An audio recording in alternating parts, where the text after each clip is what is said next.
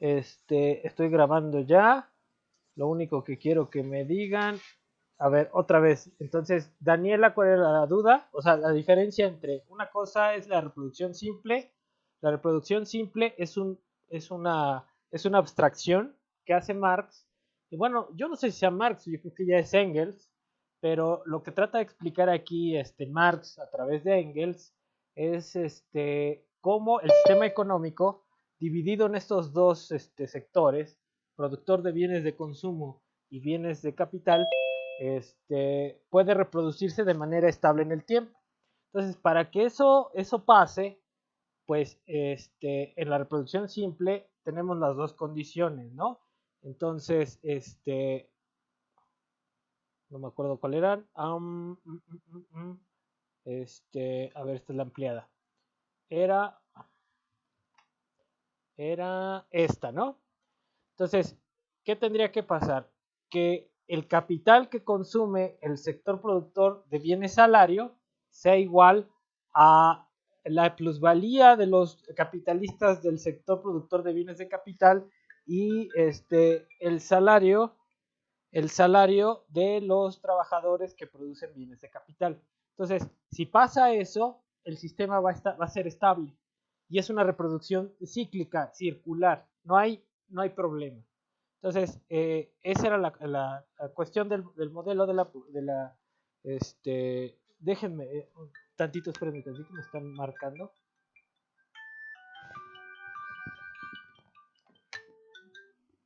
Bueno,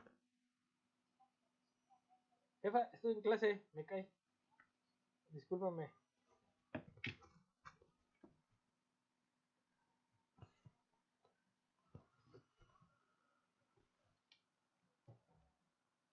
Perdón.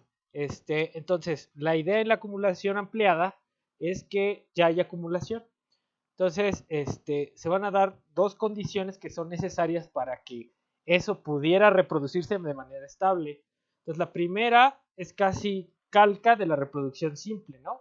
Que el consumo de maquinaria del sector productor de bienes de consumo sea igual a la suma de los salarios de los trabajadores del sector productor de esos bienes de capital y la plusvalía de los capitalistas de ese sector. Y la otra condición que va de la acumulación es que se garantice que el crecimiento de los salarios por parte del sector 2 sea igual a la compra de maquinaria del sector 1. Entonces, ya estas cosas ya no se pueden garantizar. O sea, y esto va a romper digamos, esa reproducción armónica del sistema. Y entonces esto es lo importante de los esquemas de reproducción. Lo que se plantea aquí es que el sistema no puede estar en equilibrio, ¿sí? O sea, el sistema funciona de manera desequilibrada. ¿Por qué? Porque no hay garantía de que pase eso. Entonces yo les platicaba, ¿qué pasa si, imagínense, qué pasa si un capitalista espera vender una máquina y nadie se la compra? Porque el otro decidió no comprar en este momento, ¿sí? Eh, Porque va a, no sé, a pedir otro tipo de bien de capital, ¿sí? O sea, imagínense que ustedes tienen un changarro y están produciendo camiones para la construcción y de repente les queda, pues en el año, una flotilla de 100 camiones y esperan venderla, pero de repente hay una innovación, digamos, que saca ahora trailers para en lugar de camiones, chicos, son trailers o no sé, un tractor gigante. Entonces, se van a quedar con ese stock porque ya los otros capitalistas van a pensar en acumular para comprarse los nuevos, ¿no? Este ejemplo así, fácil. Entonces, ¿qué va a pasar? Pues hay un desfase entre este cuate que no vendió toda su producción y pues si no vendió, no realizó su valor, ¿sí? Entonces, por un lado, uno acumula y el otro desacumula. Y entonces, para que eso no se rompa porque el otro capitalista que no vendió, de todas maneras tiene que pagar salarios, tiene que pagar la luz, tiene que pagar todo lo que, todas las obligaciones que tenga. Entonces, ¿qué tiene que pasar? Pues que este cuate, si quiere sobrevivir, tiene que endeudarse o vender las mercancías mucho más baratas, ¿sí? Y si no las vende, de todas maneras tendrá que recurrir al endeudamiento para poder sobrevivir o equilibrarse en ese momento. Pero eso es constante. ¿Quién le garantiza que el próximo año o el próximo ciclo va a poder vender toda su producción? Nadie, ¿no? Entonces, esa es una forma de ver cómo el sistema capitalista, por el propio hecho de acumular, es un sistema desequilibrado, ¿sí? Entonces, eso es lo importante de estos esquemas de reproducción. No sé si quede claro ahí, Daniela. Sí, profe, gracias. No sé si alguien tenga una duda, una opinión, no sé, algo.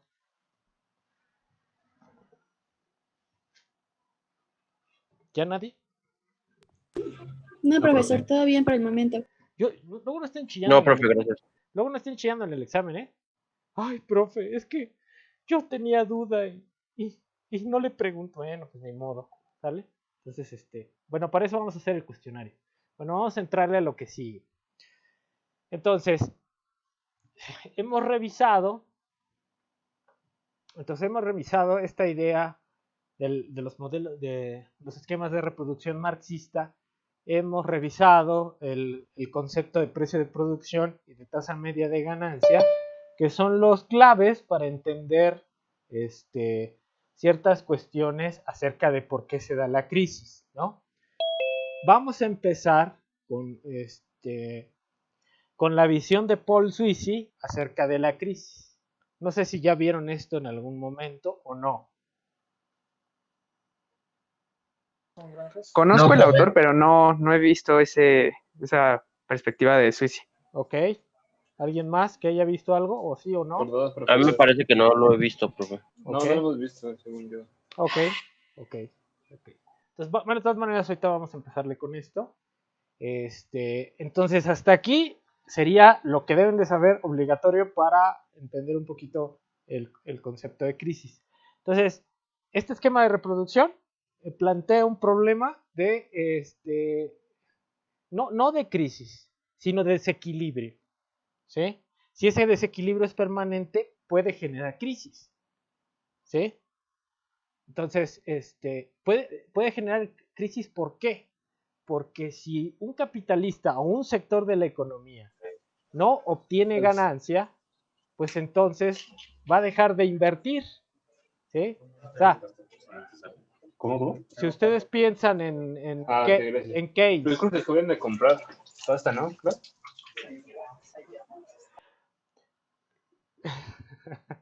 tomando en cuenta el concepto de Keynes de incertidumbre, por ejemplo, el concepto de eficiencia marginal del capital. A ver, les pregunto, ¿qué es la eficiencia marginal del capital?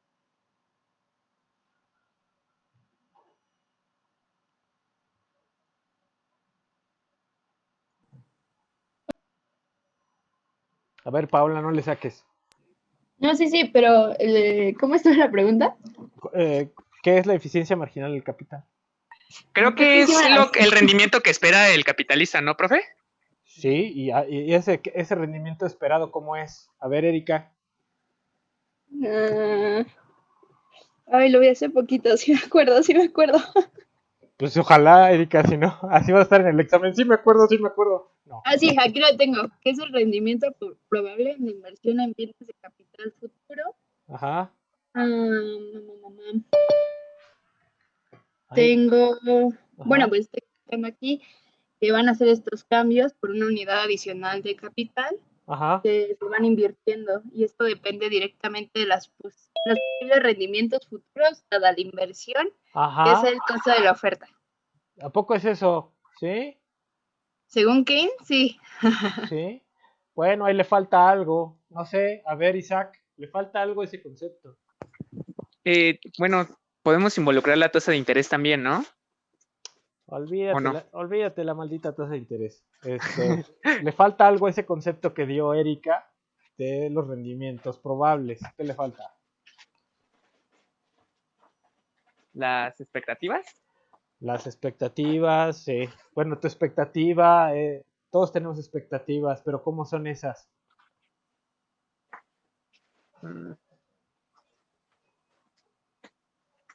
Expectativas. Puede ser mediante la demanda del mismo capital. ¿Expectativas racionales? No, esas son clásicas, ¿no?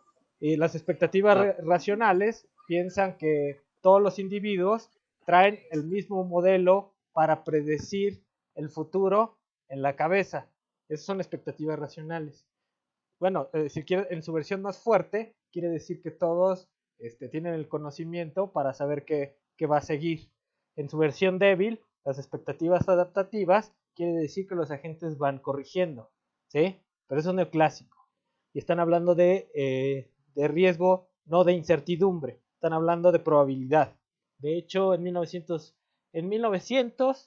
está ahí, bueno, no, 1960, es Paul Samuelson, también un genio de la economía, plantea esta visión de las expectativas racionales, suponiendo que todos tenemos en la cabeza un modelo de distribución que es el que todos tienen. Entonces, eso te lleva a que todos los individuos prevean el futuro de la misma manera, ¿sí? Entonces, eso es expectativas racionales, ¿sí? En el caso de Keynes, es otra cosa muy distinta a las expectativas racionales. Y ahí, a ver, Erika.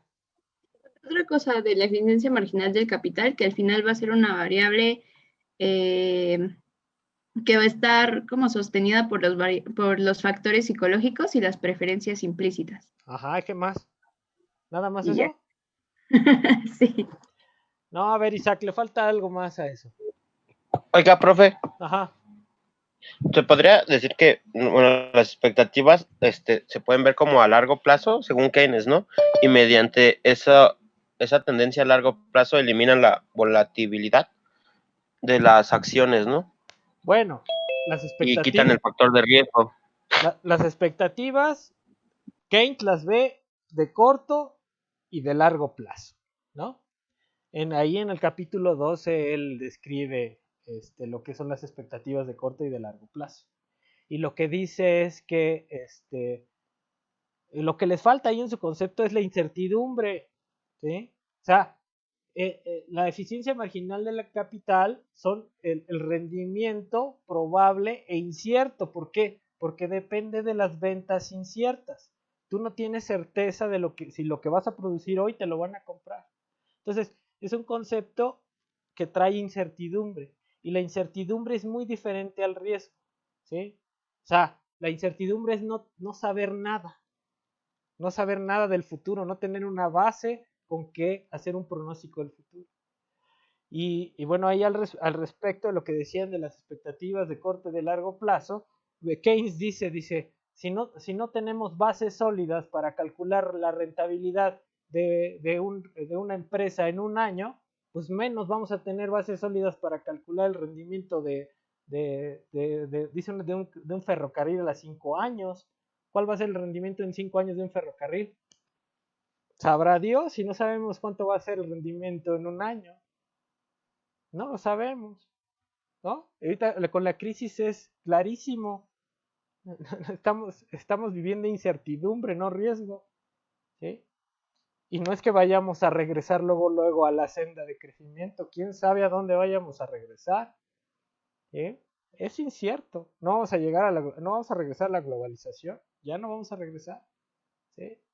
Entonces, esos son pautas que de hecho, esta es una época muy bonita para los economistas, porque se pueden dar cuenta que esas patrañas neoclásicas, pues son puros castillitos en el aire, ¿no? O sea, carecen de una base racional real de cómo funciona la economía, ¿sí? Entonces, no, eso, o sea, los riesgos pueden funcionar, ¿sí? El cálculo actuarial funciona en tiempos normales, pero por ejemplo, así como estamos ahorita, eso no sirve para hacer pronóstico, ¿no? Nadie ha hecho un pronóstico de sus economistas más neoclásicos, más recalcitrantes y los más famosos. Nadie pudo prever una crisis así, ¿no? Nadie. Entonces, yo siempre les digo a mis alumnos, yo doy econometría 3. Si ustedes usan la econometría para pronosticar, están perdidos en el espacio. Están perdidos. Si la econometría sirviera para pronosticar, pues ya nos hubiéramos vuelto ricos todos, ¿no? No, la economía no sirve para eso. La econometría sirve para analizar coeficientes a nivel histórico. No decir a ver cómo se comportó esta variable en este tiempo. Pero para hacer análisis de prospectiva, muy difícil sirve. Muy difícil, ¿no? ¿Por qué? Porque el mundo no está funcionando bajo bases actuariales. El mundo funciona con incertidumbre radical, ¿sí? Entonces, sí, qué bueno que discutimos esta parte, pero ¿por qué lo traigo? Porque la cosa era aquí, en esta cosa yo estaba discutiendo. Cuando nadie te asegura que te vayan a comprar todo lo que produces, pues ¿qué vas a hacer? Si en un año no vendiste y el próximo dejaste de producir para vender lo que tenías y nadie te compra, ¿qué va a pasar con tu inversión? Pues se va a caer. ¿Por qué? Porque tus expectativas dependen de lo que te pasó ayer, ¿no? Entonces, si no vendiste, no vas a producir más para este año, te vas a quedar ahí con el inventario, vas a producir un poquito más, pero si en ese año no volviste a vender, pues ya no vas a poder, ya no vas a producir. Incluso vas a decir, no, este sector ya fue, vamos a cambiarnos. Igual y vendes y cierras la planta, ¿sí? O vendes la planta y te vas al sistema financiero a invertir tu lana. Estamos hablando de capitalistas de veras, no de los changarritos de la esquina, ¿no?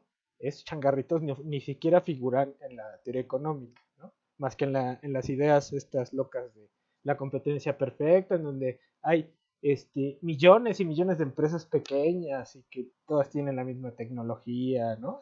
Que es una fantasía, un cuentito de hadas que se avientan ahí. Pero bueno, así no funciona la economía, ¿no? Ni todos tienen la misma tecnología, ni todas las empresas son del mismo tamaño, ni todas las empresas dominan toda la tecnología, ¿no? Es importante, no que tengan la misma, sino quiénes son los que dominan y crean el cambio, quiénes están sobre el paradigma tecnológico, científico. Entonces, esas cosas son las reales. Y sobre esas cosas reales, yo creo que tiene mucho que decir esta parte de Marx. Entonces, en esa idea de crisis, ¿sí? Si pensamos en Keynes, ¿no? Keynes no era marxista, ¿no? Él no era marxista, él era por sí era Lord, ¿sí? Era Lord Keynes, ¿sí? Era una persona no de izquierda, si propone establecer el gasto deficitario, no es para rescatar a los obreros, es para rescatar al capitalismo. Entonces, ahí sí no nos confundamos, ¿no? Keynes nunca fue una persona de izquierda, ni, ni tendía visiones al socialismo, ¿no? Entonces, él lo que quería, por eso le dicen reformista Keynes, porque él establece las condiciones para que el capitalismo siga funcionando. Bueno, entonces la cosa aquí es lo que sigue. ¿Por qué citar Keynes? Por la cuestión de la incertidumbre en la venta. Entonces, en este esquema de reproducción ampliada, pues no hay garantía de que pase esto, que la tasa de crecimiento del salario en el sector 2 sea igual a la tasa de crecimiento de la acumulación del sector 1. Nadie va a garantizar eso. Y cuando esto pasa, hay un desequilibrio. Y este desequilibrio se va a mantener en el tiempo, porque tampoco hay garantía que esto se corrija al siguiente periodo. Y por eso yo les platicaba la clase pasada que habría que pensar en la teoría, en los modelos de crecimiento al filo de la navaja que propone Harrod y Domar, ¿no? En donde no hay fuerzas automáticas que si te sales del equilibrio te lleven al equilibrio. No, si no estás en el equilibrio ya te fuiste, ¿sí? Y son procesos en donde ya nunca converges a ese equilibrio, ¿no? Entonces, y en el caso neoclásico, sí, si te desvías, hay fuerzas naturales que te regresan al equilibrio. Aquí no, ¿no? Entonces, si esa condición no se cumple, vas a crecer desequilibrado, vas a acumular de manera desequilibrada. Y eso implica que desajustes, ¿no? Para los capitalistas que están en el sistema económico. No sé si hasta aquí haya dudas. Yo aclaro varios puntos. Si ustedes tienen dudas, yo les puedo aclarar varias cosas, o por lo menos discutir. También se trata de que ustedes discutan conmigo, con sus compañeros, ¿no? Que estas son, tratar de bajar la teoría a la realidad, ¿no? Pues eso sería la idea, ¿no? Ahora, los neoclásicos nunca están pensando que su modelo explique la realidad, ¿eh? Para nada. Desde la creación del consumidor, con el axioma de transitividad, ya no están pensando en los hombres de carne y hueso.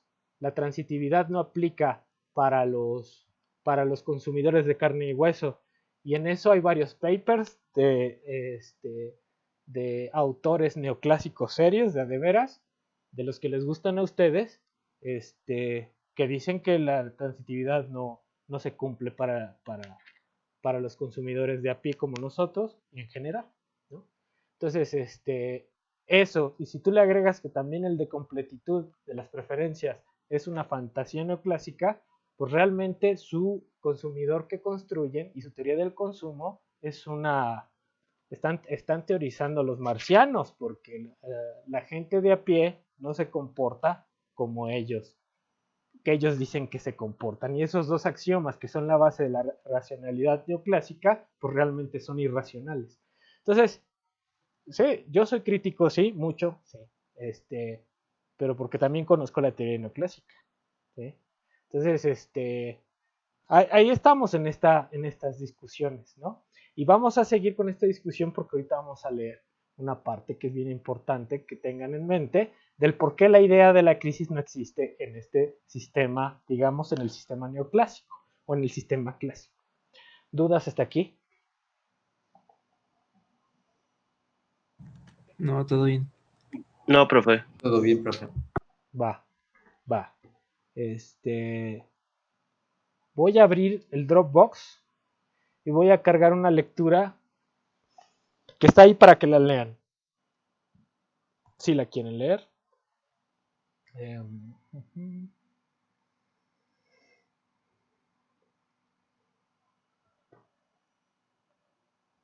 Y vamos a leer esta parte.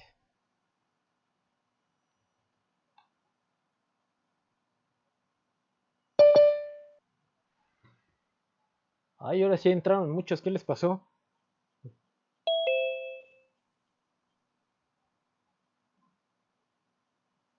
Ok. Entonces.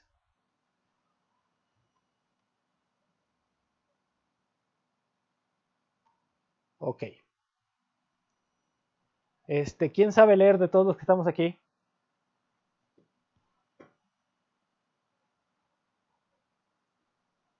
Chamacos.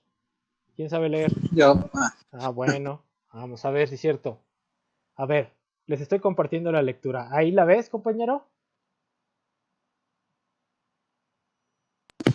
Yo sí, la veo. A ver, entonces, desde aquí, mira.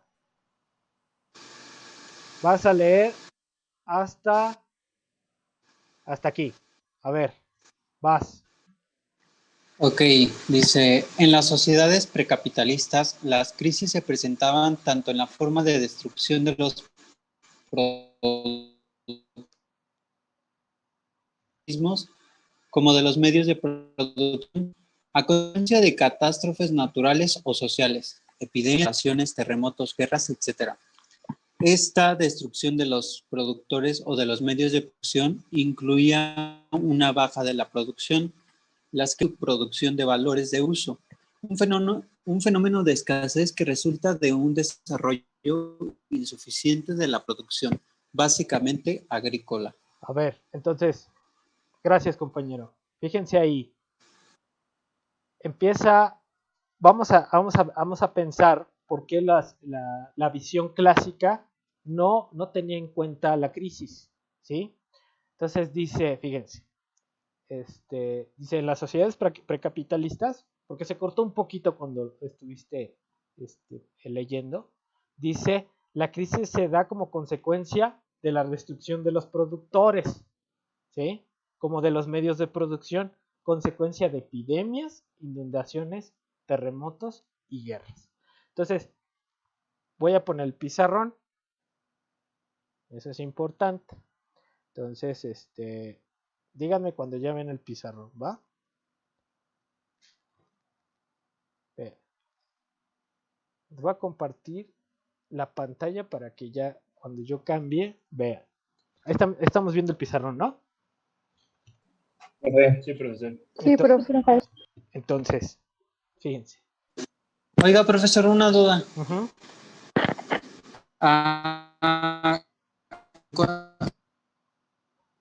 ¿A qué se refiere con sociedades precapitalistas en un periodo antes del 1800? No sé, o a países subdesarrollados, no entiendo. Espérame, vamos. Entonces, ahorita explico esa parte. Entonces, Okay. Lo que dice, a ver, en sociedades precapitalistas.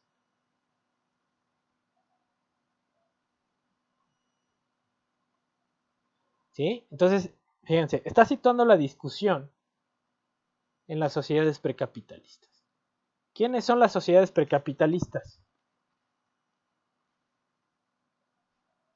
Piensen. Las que llevaban todavía el sistema feudal y... Ándale pues. ¿Cuándo caracterizamos esas sociedades? Antes del siglo XV, más o menos. Más o menos antes del siglo XV, todavía hay siglo XVI, ¿no? Siglo XVII, 1600, por ahí, ¿sí? Por ahí. Esa es una sociedad precapitalista. Entonces imagínense en 1400, 1500, 1600, ¿qué tipo de industria había? Si es que había industria, ¿no? ¿Cuál era la industria de 1500, 1600, 1400? Era más como todo este tema de la minería, los artesanos. Minería, artesanía, tal vez los barcos, ¿no? Textil. Textil, pero muy, muy básica, o sea, si no, todavía ni siquiera había telar. El telar, ¿cuándo se construyó? A ver, píquenla ahí en internet, busquen el telar Jenny. ¿En qué año fue el telar Jenny? Telar mecánico. Así, Jenny, pónganle en la máquina el telar mecánico Jenny. Y me dicen en qué año.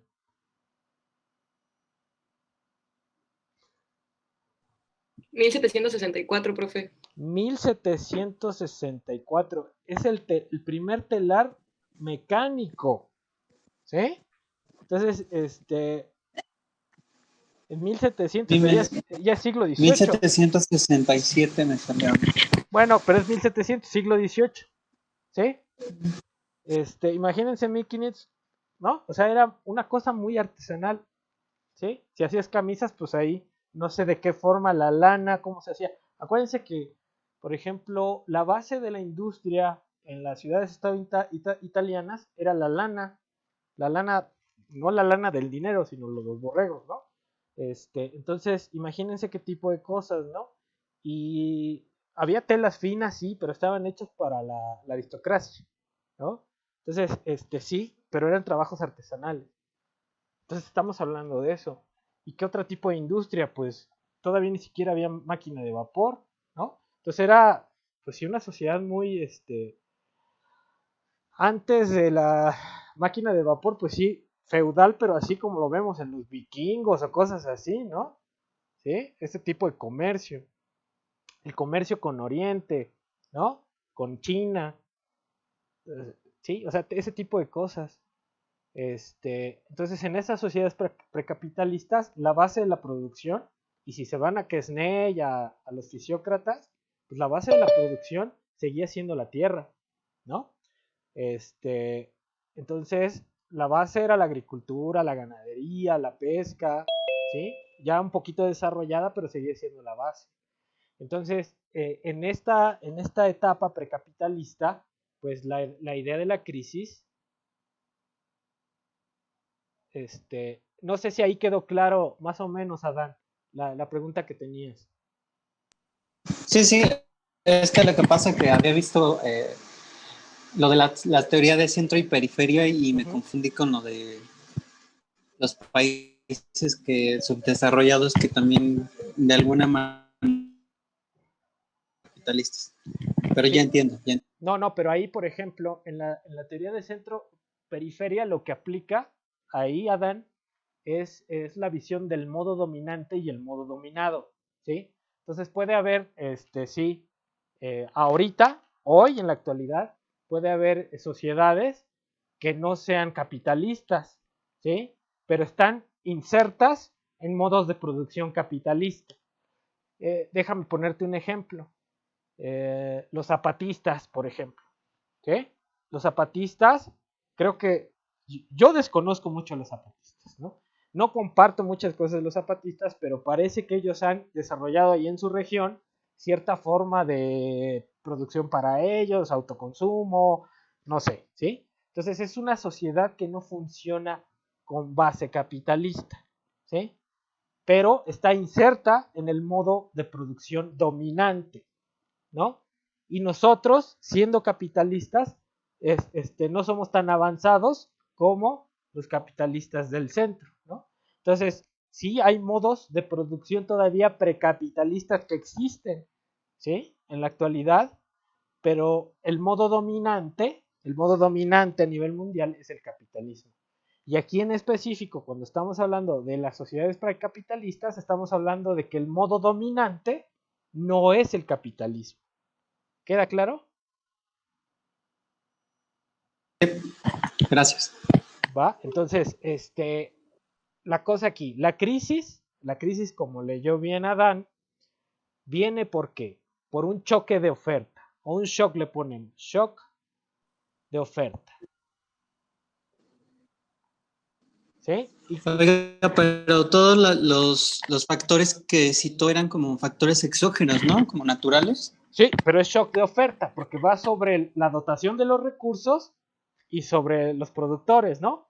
Entonces decía, a ver, ¿cuál era el problema? Es una pandemia, ¿no? ¿Qué pasa con la pandemia? Pues se mueren los productores, se mueren las vacas, todo. Pues, ¿qué pasa si se mueren las vacas, si se mueren los productores de maíz? ¿Qué va a pasar con la producción?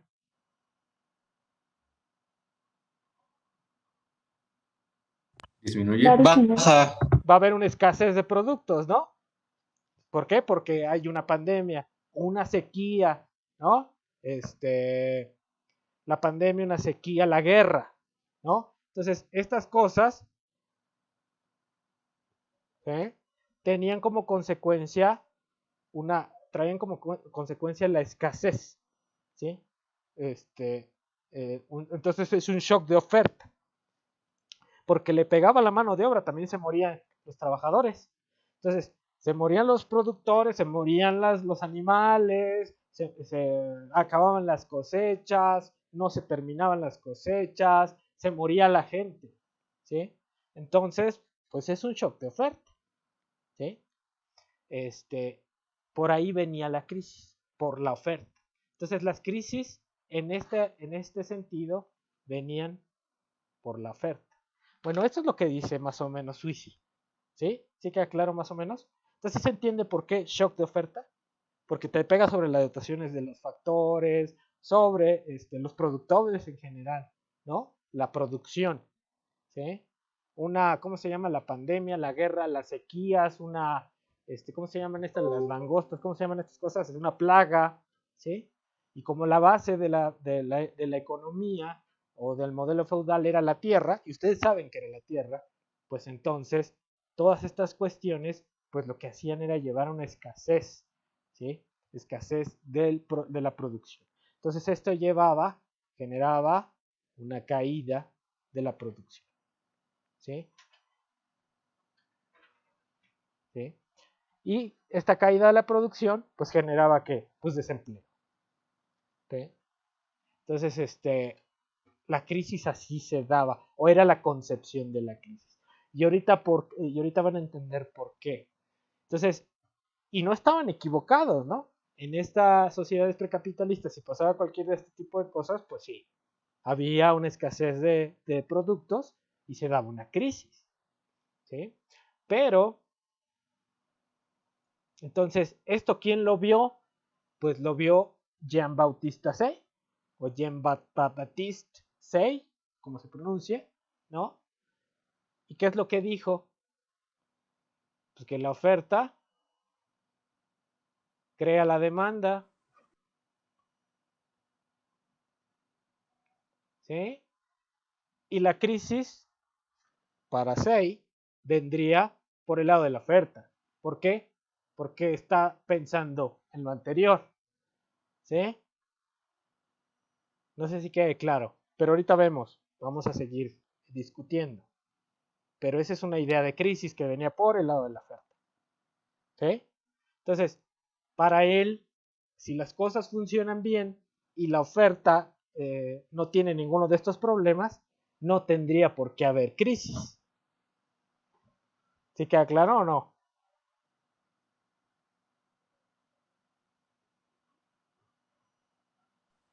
Sí, profesor. Y hijos son rechoros. Entonces, en ausencia de shocks de oferta, como los que ya estamos aquí poniendo en ejemplo, no habría por qué haber crisis. Entonces, ausencia de crisis. O sea, en condiciones normales hay una ausencia de crisis. No existe la idea de crisis. Vamos a regresar a la lectura para ver una parte que es interesante. Dice, vamos a ver, algo que está interesante aquí es la ley de Say. Fíjense, a ver, ¿quién quiere leer aquí? No importa si se corta, ahí le damos otra vez. ¿Quién quiere? Yo, profe. A ver, ¿quién yo? Ok, entonces vas a leer Víctor. desde Ricardo hasta demanda. Vas. Sí. Ricardo apoyaba a Say y rechazaba la posibilidad de sobreproducción generalizada en los siguientes términos. Say ha evidenciado en forma muy satisfactoria que no hay cantidad de capital que no pueda ser empleado en un país, porque la demanda está limitada únicamente por la producción. Ningún hombre produce si no es para consumir o vender, y nunca vende si no es con la intención de comprar alguna otra mercancía, que le pueda ser de utilidad inmediata o que pueda contribuir a la producción futura. Al producir, entonces, el hombre se transforma necesariamente en consumidor de sus propios productos, o en comprador y consumidor de los productos de alguna otra persona. No cabe suponer que el hombre se mantenga por largo tiempo mal informado acerca de las mercancías que él puede producir con más ventaja, para lograr la finalidad que persigue, a saber, la posesión de otros bienes, y por lo tanto no es probable que continúe produciendo una mercancía de la cual no existe una demanda. Ahí está. Vamos a ir desmenuzando esta cita. Pero aquí fíjense lo que está diciendo Ricardo. O sea, dice, ningún hombre produce si no es para consumir o vender. Tráiganlo al presente. ¿Las empresas producen para consumir y vender? Creo que no solo para vender. Ok. Luego dice, fíjense, y nunca vende si no es con la intención de comprar alguna otra mercancía.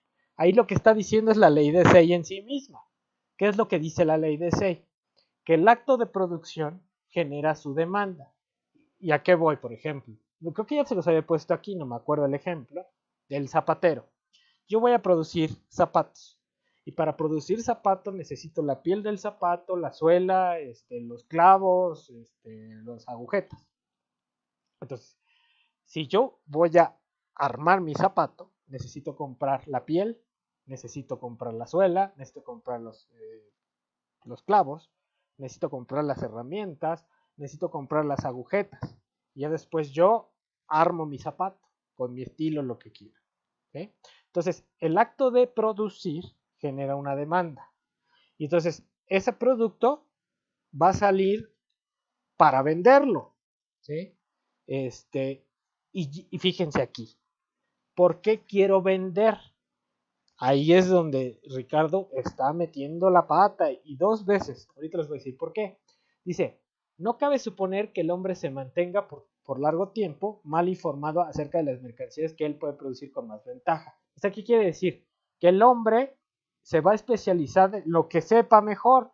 Entonces, si a mí no me salen las mesas, pues ¿para qué le sigo produciendo mesas? ¿No? Las voy a producir caras y feas y nadie me las va a comprar. Entonces me dedico a lo que vaya a ser mejor. Entonces ahí es lo que está diciendo. Dice, para lograr la finalidad que persigue, a saber, la posesión de otros bienes. Entonces lo que dice Ricardo es que el productor desea vender para con esos bienes que vende intercambiarlos por otros bienes. ¿Sí? Me parece que ahí mete la pata. ¿Sí? ¿Por qué? Bueno, porque el hombre de negocios no espera vender los bienes para hacerse de otros bienes, no, espera vender los bienes para obtener una ganancia, ¿sí? Y esa ganancia no necesariamente se traduce en otros bienes, ¿sí? Puede meterlos al sector financiero.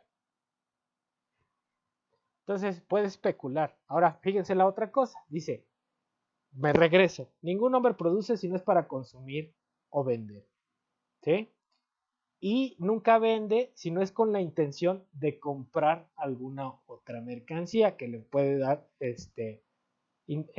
utilidad inmediata o que pueda contribuir a la producción futura. Entonces dice Ricardo, ¿tú para qué vas a comprar? Pues para que te satisfaga tu utilidad. Y el segundo, si no es para comértelo, lo vas a usar en la producción total futura. Falso, eso no es cierto. A veces los productores o los comerciantes compraban, y eso pregúntenselo a los holandeses, compraban las mercancías para almacenarlas y especular con ellas. ¿Sí? Entonces no nada más era intercambiar, no. Hacían escasear las mercancías para que subiera de precio y luego venderlas. ¿Sí? Entonces, esta visión de la ley de Say que plantea Ricardo, ¿sí?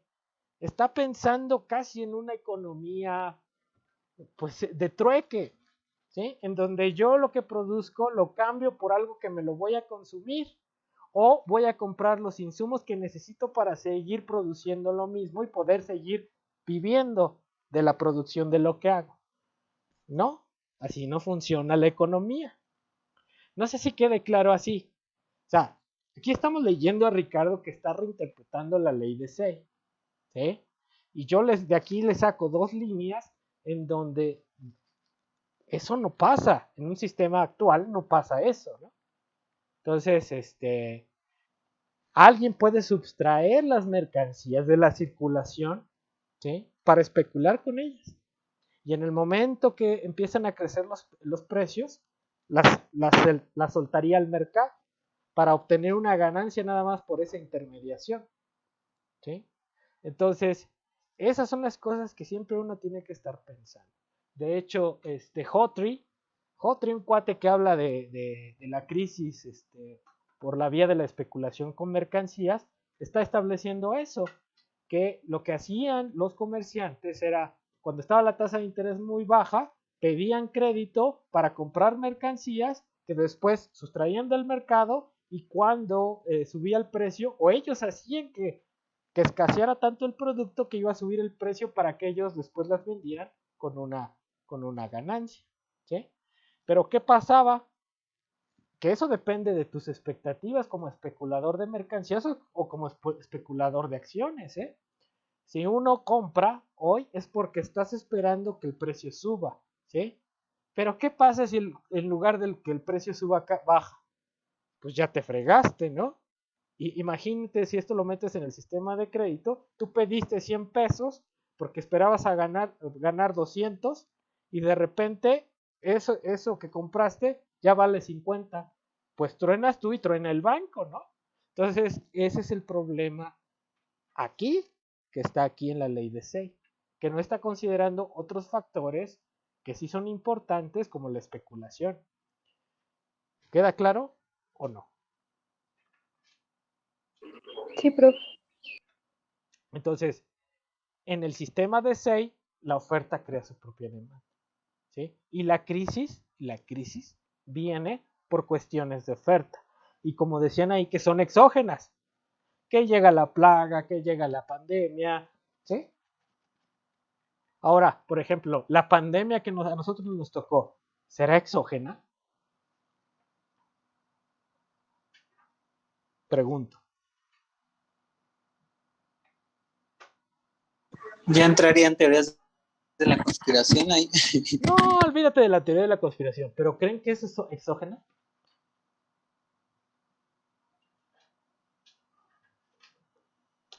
Hablen, hombre, yo me los como, no pasa nada. ¿En qué sentido? Pues ¿Cómo? sí, profe, porque no vino aquí, sino vino de otro lado y llegó a nuestro país, ¿no? O sea, no nació aquí. Bueno, nuestro país sí fue exógena, pero yo me refiero exógena al sistema económico. Pues yo digo que no, porque igual los métodos de producción que estamos utilizando en estos días pueden haber ayudado a que se creara. ¿Qué más? O que mutara otro. Síguele. Eso es bueno. Bueno, como por ejemplo el hecho de ya usar químicos en los alimentos, vertir desechos en el océano, la contaminación del aire puede producir nuevos virus o la mutación de unos que ya existen. Entonces, es producto del propio acto de producir del hombre, del acto de consumir y de vender. ¿Dónde se generó la pandemia? Pues en China. En China que se comen hasta las hormigas, ¿no? Entonces, cómo tenían a los animales, sí, almacenados en estrés, todo eso fue generado por el hombre, no necesariamente fue algo exógeno. Cuando estamos hablando de una sequía en estos tiempos, en 1500, en 1600, pues sí se podría ver un fenómeno natural, exógeno, ¿sí? En donde el hombre no tiene mucha intervención. Pero ahora la propia pandemia es producto del propio desarrollo del sistema capitalista, del capitalismo chino, si lo quieren ver. O de la cultura china, pero de todas maneras, dada la globalización, ¿no? Pues eso, la globalización ha hecho que esto sea mundial, ¿no? Antes las pandemias eran regionales y ahí se quedaban, se morían unos, se morían otros, ¿no? Por ejemplo, los españoles nos trajeron aquí las enfermedades, pero si no hubieran llegado, pues allá se mueren estos cuates y nosotros acá nunca conocimos la enfermedad, ¿no? Pero también la propia globalización hace que también son mecanismos de los hombres, quienes hacen la globalización, los hombres, ¿no? Quienes hacen el comercio en China, los hombres. Entonces, los hombres en su intervención para modificar la naturaleza, para aprovecharla, yo no estoy diciendo que sea malo ni que sea bueno, pero están modificando también y están generando estas cosas, ¿no? Entonces, no podríamos decir que esta pandemia como tal es exógena, ¿no? Habría que investigar, pero para mí me parece que es producto de este propio desarrollo acelerado, encarnizado, ¿no? De ganancias por ganancias del capitalismo. Pero bueno, aquí la idea es esta, ¿no? O sea, la construcción de SEI, de que la oferta crea su propia demanda, y que es la construcción del modelo neoclásico, el más avanzado, el modelo clásico más avanzado, se sustenta en que la producción es de pleno empleo y que la oferta crea su propia demanda. Por eso suponen que no puede haber inversión si no hay ahorro. ¿El ahorro qué es? La oferta, la dotación de recursos. Si no existe oferta, no hay demanda. Si no existe ahorro, no hay inversión, que es la demanda. Entonces, esa es la base fuerte de la teoría neoclásica, pero la teoría neoclásica se está basando en una economía que ya no existe, ¿sí? En supuestos de una economía que ya no existe hace siglos, ¿sí? Entonces, por eso me gusta traer estas cosas a discusión. Pero bueno, entonces, ¿qué es lo que dice? A ver, vamos a leer otra cosa aquí interesante.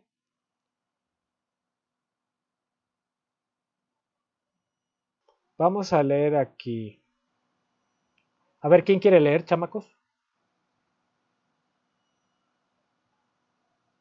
Ya, profe. Ándale, a ver, vas a leer desde si la tasa de ganancia. ¿Hasta cuál? ¿O qué me dices? Hasta el punto final del párrafo. Sí. Si la tasa de ganancia desciende por debajo de su nivel normal en una industria particular, los capitalistas retirarán su capital de esa industria para colocarlo en otra. No obstante, si la tasa de ganancia desciende por debajo del nivel ordinario en todas o casi todas las ramas de la actividad económica al mismo tiempo, de nada sirve pasar de una rama a otra. Cuando esto sucede, los capitalistas no están obligados a seguir reinvirtiendo bajo condiciones que deben considerar como desfavorables. Pueden posponer la reinversión hasta que las condiciones sean favorables otra vez, es decir, hasta que la tasa de ganancia alcance de nuevo el nivel ordinario, o bien hasta que se hayan resignado a un nuevo y más bajo nivel de la tasa de ganancia. Pero mientras tanto, el aplazamiento de la reinversión habrá interrumpido el proceso de circulación y provocado la crisis y la sobreproducción. El brusco viraje de la circunstancia que define la crisis en sentido estricto va a difundirse rápidamente por un intermedio de los efectos de eslabonamiento y la depresión se generaliza. ¿Sí? ¿Entendieron ahí? Fíjense. Excelente lectura de esta parte. Entonces, ¿qué dice? Si la tasa de ganancia desciende, piensen en el esquema de los tres sectores, ¿no? Que teníamos o tres empresas o tres sectores. Uno con tecnología alta, baja, media y baja, ¿no? Entonces, las ganancias van a estar en el sector con tecnología alta, ¿sí? Pero, ¿qué pasa si de repente la tasa de ganancia va cayendo? Entonces, los capitalistas que están viendo que va cayendo se van a tratar de pasar al sector de ganancias más altas. Si se pasan allá, pues van a propiciar también que los rendimientos caigan. Entonces, al final, la tasa de ganancia sistémica va a caer. Entonces, ¿qué va a pasar cuando la tasa de ganancia está cayendo? ¿Qué van a hacer los capitalistas? Les pregunto, ¿van a seguir invirtiendo?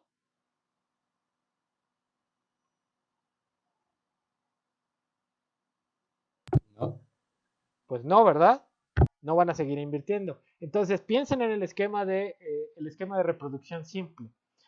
Para que el capitalismo se mantenga equilibrado, necesita que todos gasten, ¿sí? Que todos gasten y que acumulen todo lo que ganaron. Pero si la ganancia va cayendo, pues ellos no van a acumular, entonces van a retraer esos recursos y no los van a gastar. Entonces, ¿qué pasa ahí? Lo que dice Marx aquí, bueno, lo que dice aquí Swissey, es que va a haber una sobreproducción. Entonces, al revés del argumento de la ley de Say, que la crisis venía por el lado de la oferta, ahora la crisis viene por el lado de la demanda. Como cae la inversión, cae la acumulación y cae la demanda. Entonces, hay gente que se queda sin vender. Entonces, lo que pasa aquí es un proceso de sobreproducción, ¿no? ¿Sí? Que esto es producto de esa caída de la tasa de ganancia. Si cae la tasa de ganancia, yo ya no voy a invertir. Estaría loco si invierto, pues si se están cayendo las ganancias del sector, ¿sí? Pero el hecho de que yo ya no acumule, ¿sí?, implica que otro productor ya no vendió su maquinaria, ¿sí?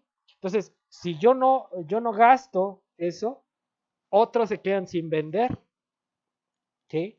Y esos que se quedan sin vender necesitan pagar salarios, necesitan pagarle al banco lo que le deben, lo que sea. Entonces, si yo no les compro, ellos no tienen ingresos. Y si no tienen ingresos, no tienen cómo pagar. Y si no tienen cómo pagar, el banco viene y les dice, a ver, págame, mijo. No, pues no tengo, pues te embargo la empresa. Y empiezan a cerrar las empresas. Entonces, por eso dice, El brusco viraje de la circunstancia que define la crisis en sentido estricto va a difundirse rápidamente por intermedio de los efectos de eslabonamiento. Esto que les estoy explicando es el eslabonamiento, ¿no? Entonces, con que varios capitalistas dejen de invertir, va a haber otros que no van a vender y esos van a empezar a tener problemas, ¿sí? Y esos que cierran, ¿no? Ya, imagínense que cierra una empresa, corren a los trabajadores no tienen ingresos para comprar y otros que vendían los bienes de consumo para los obreros o para los capitalistas, pues no van a vender lo mismo y van a dejar de invertir y así se va haciendo la cadenita, ¿sí? Entonces, ¿quién quiere seguir leyendo?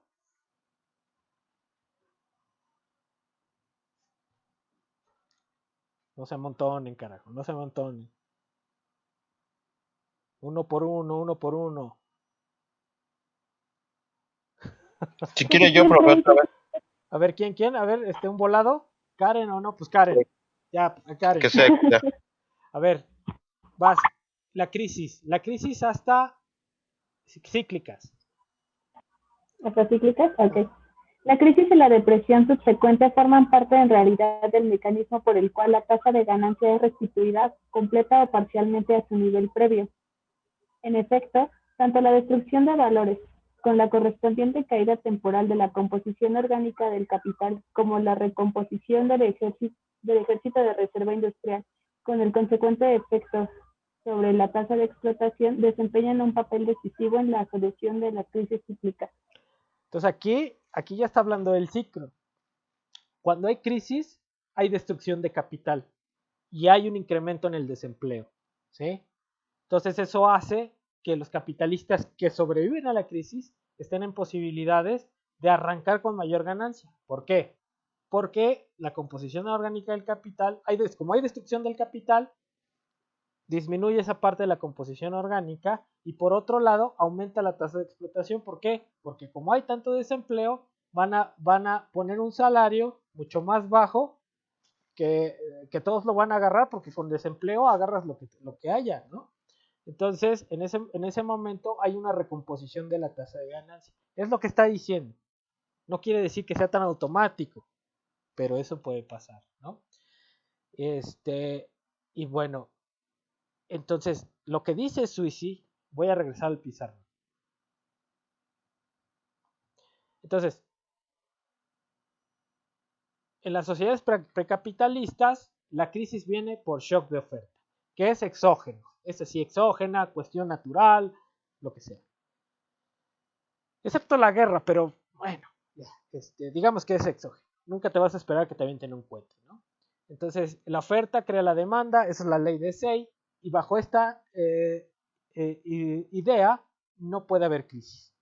¿Por qué? Porque la demanda no puede ser mayor que la oferta. Pero lo que dice Suisi aquí, que la crisis es la expresión de la caída de la tasa de ganancia, ¿sí? Si cae la tasa de ganancia, esto lleva a una disminución de la acumulación, ¿sí? Lo que genera una crisis de sobreproducción.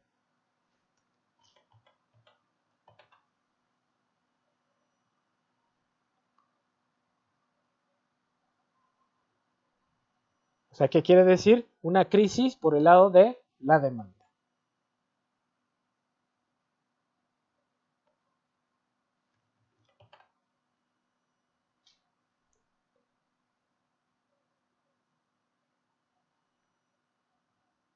¿Qué hice? Qué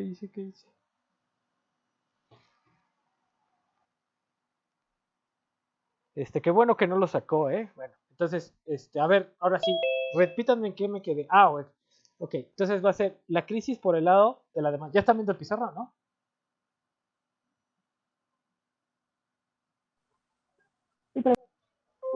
Ok, entonces es una crisis por el lado de la demanda, ¿sí? Por la caída en la tasa de ganancia. Simple y llanamente. Entonces, pues lo bueno que ya casi habíamos acabado para que no se fuera todo ocultado. pues yo lo dejaré aquí, no sé si tengan dudas.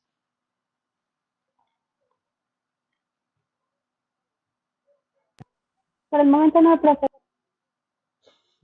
No, profe, ninguna. No, profe, tampoco. Bueno, entonces, recuerden que ya nos faltarían, yo les digo, un par de temas más. Hago el cuestionario y discutimos el cuestionario y hacemos el examen. ¿Les parece? Sí, profe. Sí, profe. Sí, profe. Va, entonces, el lunes no nos vemos, ¿no? Se van de vacaciones ahí en su casa, no vayan a salir porque está de la fregada. Ahí en su casa hacen un picnic, no sé, algo hagan, se entretienen.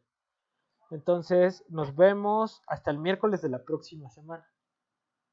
No les vaya a caer de peso tanto de que no me vean, ¿vale?